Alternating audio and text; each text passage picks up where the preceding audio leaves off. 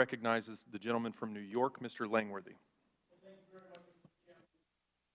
Thank you very much, Mr. Chairman, and I thank the witnesses for their long testimony here today and your patience. This is an interesting topic for me because I was a victim of unemployment fraud, and my prior role is chairman of the New York State Republican Party, and a fraudster and a criminal applied for unemployment insurance in my name through a previous address that I hadn't lived at for over 10 years. The Erie County District Attorney in my community also was a victim in the same fashion, where a fraudster used his name and very public profile to apply for unemployment insurance. So it was a very prevalent problem in my state, and reports indicate that billions of taxpayer dollars have been wasted due to mismanagement, fraud, and inefficient processes by the government throughout this entire pandemic. You know, when a stock brokerage loses billions of dollars of their customers' investments, the brokerage itself is blamed. However, when government does this, it's swept under the rug. The government should not be excused for losing money on this extraordinary level. Mismanagement and indiscretion to this degree is unacceptable, and it's an absolute disservice to the hardworking taxpayers that have entrusted their dollars, their hard-earned money, to this government. So, Mr. Dodaro, in my home state of New York, a report from the Department of Labor showed that throughout the state fiscal year of 2021, government wasted an estimated $11 billion of taxpayer money. The primary reason for this waste is the New York State Department of Labor was using outdated technology that it was recommended to replace not once, not twice, beginning in 2010 and again in 2015. So, Mr. Dodaro, I'd like to ask you, are there other agencies in the federal government or any state governments, to your knowledge, whose outdated technology has led to wasted taxpayer dollars to that extent? And if so, would you mind mentioning who they are? The problems with the IT systems were affected a number of states. And I don't, to what extent, and compared to New York, I'm not able to talk about that at this time. I know there were similar problems in California, for example, and we're now looking at additional states, but it was a problem affecting a lot of states. And it was federal money coming down to the states to make these programs whole. How in the future would we hold federal agencies and state governments accountable for failing to put in place mechanisms to reduce this risk of improper payment, or actually just being so porous to fraud as so many states like New York were? Yeah, one way would be to make sure that they implement our recommendations that we've made by the GAO, the Inspector Generals, and state auditors. The figures that you quote on New York came from a state auditor's office. State auditors in other states, California, Kansas, and others, have issued reports as well. So one way is to make sure all those recommendations are implemented. Another way is to make sure that states certify that their systems meet certain standards and that there's appropriate independent verification that those systems are now able to meet certain standards. The Department of Labor should also provide some standards to the states, but each state has its own different system and eligibility requirements, so it has to be tailored to the individual states. Are there any mechanisms or penalties available to the federal government to prevent this sort of thing from happening again with states that won't listen to the guidance? Not to my knowledge right now. They would have to be instituted, and I think it would be good to be able to do that. I mean, it seems like we put ourselves in a pretty feckless position as a federal government if we, continue to allow states to ignore guidance that has been leveled on them, especially large populous states, that have a population that's open to that much unemployment benefit. We can all agree that there are losses to the tune of $500 billion is unacceptable. I think everybody in this room can agree to that. We can't allow this to occur again. We have to be way better stewards of the taxpayer dollar and take that responsibility much more seriously. But I thank you very much for your time here, and I yield back. Gentleman yields back. The chair recognizes the gentleman from Maryland, Mr. Burleson. From Missouri. Thank you. Thank you, Mr. Chair. My apologies, I'm sorry. The O looks like a D on my list here. Gentleman's recognized. Thank you. I'm very honored to serve on House Oversight Committee this Congress, and I'd like to thank the chair for the hard work that he's been doing on this committee. I look forward to working with each one of my colleagues here in the 118th Congress. My question is to Mr. Horowitz. On Monday, Senator Ernst revealed that thousands of federal employees have double-dipped on taxpayers and applied for pandemic unemployment assistance in addition to receiving their federal paycheck. Just as a personal note, business owners and working families in Southwest Missouri, which is not exactly the richest part of the nation, struggled quite a bit during the pandemic, and their livelihoods were threatened. And yet, federal employees had the comfort of a government paycheck, yet there's evidence that thousands of these federal employees may have falsely claimed that they lost their job. My first question is, how is this even possible? Was there nothing in place to cross-check these employees, or do we just pay out the benefits to whomever it applies? So that one of the challenges is, in fact, the absence of cross-checking of information, and that has been a problem across programs. I am aware of Senator Ernst's letter, and we're following up on that. We have done that, for example, at DOJ. I've looked at some of these issues, and we can look at it. It takes a fair amount of time once you get the hits to figure out actually whether there are fraud cases or not, because there are spouses who potentially were eligible. We've identified where there's addresses. It turns out they're apartment buildings, so we then have to figure out who else in that building, whether that address is a hit or not. So there are things we need to do to make sure we've got the right number ultimately, but it's an important issue, and we're going to follow up on it. Before I forget, Mr. Chairman, I seek unanimous consent to enter into the record the letter from Senator Ernst to the Honorable Michael Horowitz.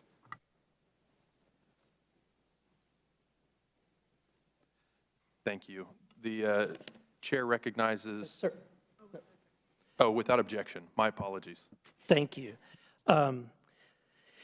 Mr. Horowitz, in your report to Congress last fall, you said that the PRAC was working to identify active federal employees who applied for PPP, and that so far you had matched tens of thousands of employees with SBA loans for which they were not eligible. Do you have any updates on that analysis?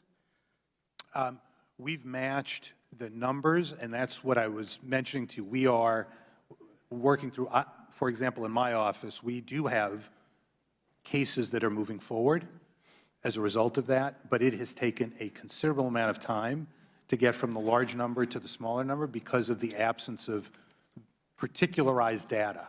The challenge has been agency data not being sufficient to immediately figure this out. Do you have an estimated, like an ETA, as when you might have the results? Well, when we find a case, we start investigating it. We're working with our law enforcement partners at that point, and hopefully those cases will end up being prosecuted.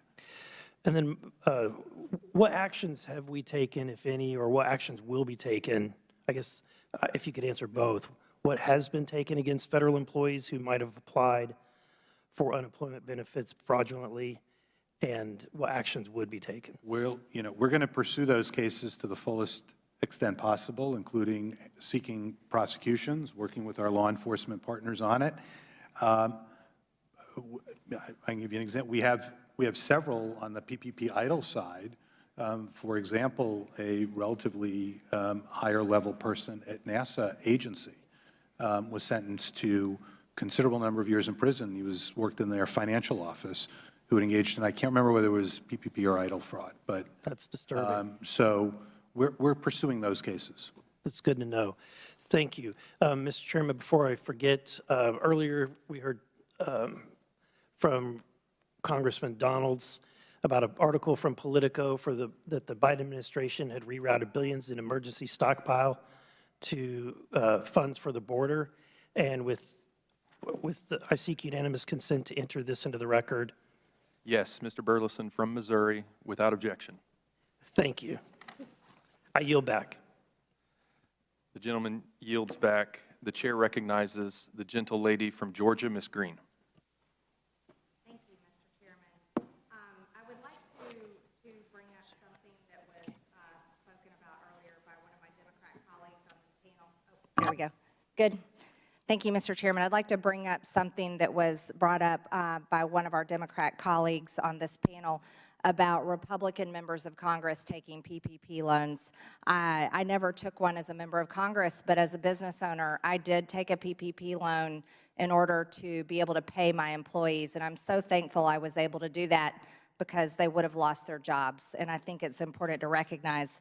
But the minority side of our committee here is having a witness on the next panel that had said that she didn't, or her, or any of her affiliates take any federal grants or contracts related to this hearing's subject matter. But in fact, as executive director of the National Employment Law Project, they took over $825,000 in PPP loans from the SBA. So that does need to be pointed out about the next panel witnesses. Here we are, a nation that our government spent over $5 trillion in COVID relief funding, and we can't find $560 billion, I believe, of that money of the Americans' hard-earned taxpayer funding. We're also a nation at $34 trillion in debt, and we're on the verge of having to handle our debt ceiling, raise it once again. And here we are looking at waste, fraud, and abuse. And gentlemen, I thank you for coming and speaking to our committee on this issue. I know it's been a long day for you.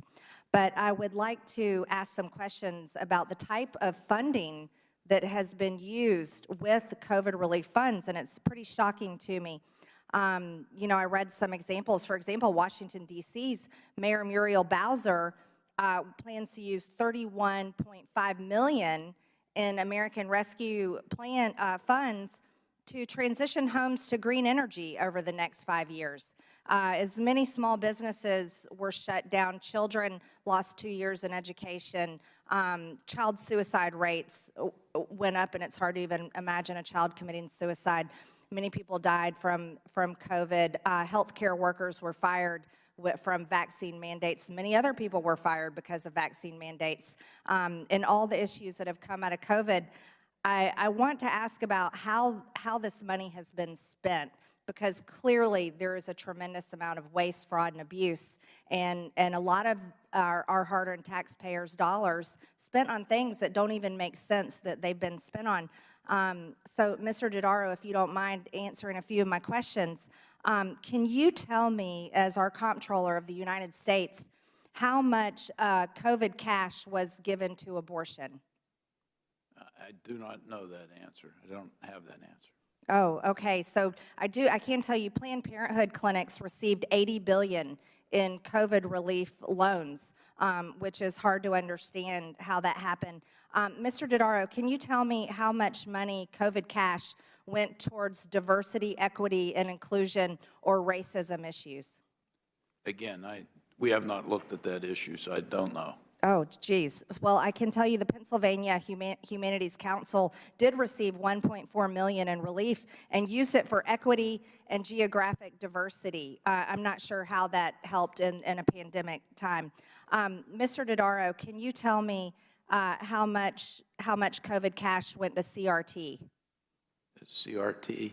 Critical race theory in education. It's a racist curriculum used to teach children that somehow their white skin is not equal to black skin and other things in education. Yeah.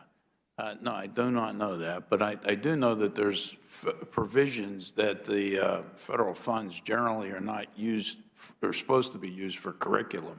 Oh. That it's a state. Oh, Mr. Dodaro, I have to tell you, in Illinois, they received $5.1 billion at an elementary school there that used it for equity and diversity. So it's being used for these things. Mr. Dodaro, can you tell me how much money was given to Drag Queen Story Hour? I'm sorry, could you repeat that? Who? Drag queen story time, where men dress up as women and read confusing books to children. At first, I thought you said dry clean. So, I'm sorry. No, I don't know the answer to either one of those two. Oh, we need to look into this, and I urge you to do that.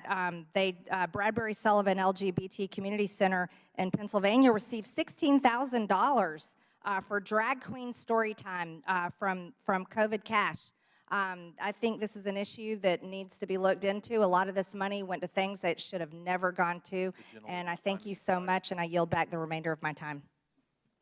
Gentlelady's time has expired. The chair recognizes the gentleman from Pennsylvania, Mr. Perry. I thank the chairman. Gentlemen, thanks for hanging in there.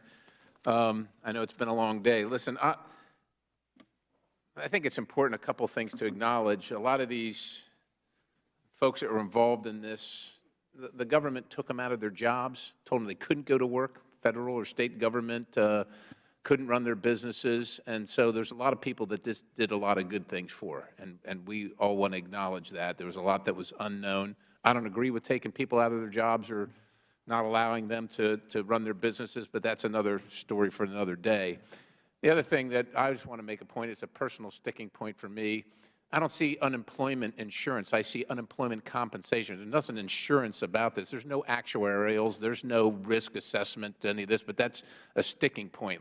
But it becomes an entitlement for some folks. But in the interest of unemployment compensation, what I wonder, what I find interesting, among other things, is that according to a combination of estimates, $560 billion, the federal COVID relief funding, may have either been lost to fraud or paid improperly. And while some of my colleagues on the other side of the aisle condense that to a percentage of the overall and would kind of have us believe that it's acceptable because it's a small percentage of trillions of dollars, I don't know, $560 billion. I'm from a little town in Pennsylvania. That seems like a lot of money to folks like me. I imagine you feel the same way. An estimated, this is per ID Me, an estimated 40%, that's nearly half of pandemic unemployment assistance funds, that's $400 billion, did not go to Americans and instead went to criminal gangs in Russia, China, and Nigeria. Now, I'm from Pennsylvania, and we've got our own particular problems there, and we can get into that, but a Nigerian crime ring named Scattered Canary was involved in submitting more than 2 million claims, 2 million claims from Nigeria. There's this other one, APT 41, and I know that you've all, it's been mentioned here before, talked about that, $20 million stolen unemployment comp. The scheme began in mid-2020 and spanned 2,000 accounts with more than 40,000 financial transactions. What in the Sam Hill is going on in our states? Like, the federal government gives the money to the states. They have an unemployment compensation system, so it's already up and running. So we're just